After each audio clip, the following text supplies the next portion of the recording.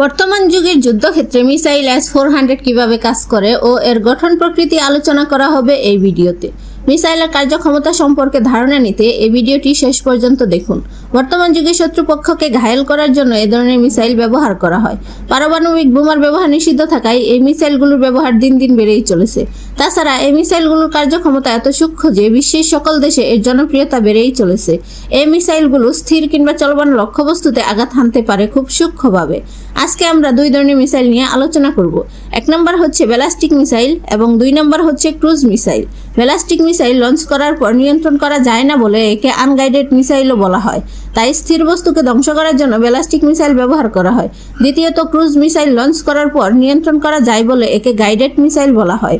Cruise missile শত্রুপক্ষকে লক্ষ্য করে পিছনে ধাওয়া করতে সক্ষম। তাই সাধারণত ক্রুজ মিসাইলগুলো চলমান বস্তুকে ধ্বংস করতে ব্যবহার করা হয়। পাশাপাশি স্থির বস্তুকে ধ্বংস করার জন্য এটি ব্যবহৃত হয়।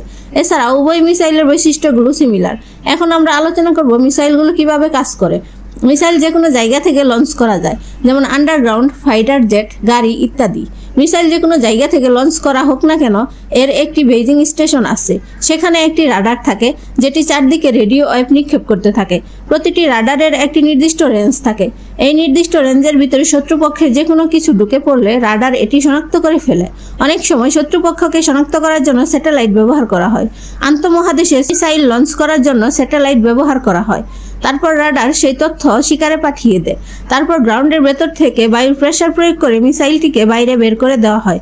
তখনই ইলেকট্রিক্যাল ইগনিশন চালু হয়ে যায় এবং মিসাইলটি গন্তব্যের দিকে ছুটে চলে।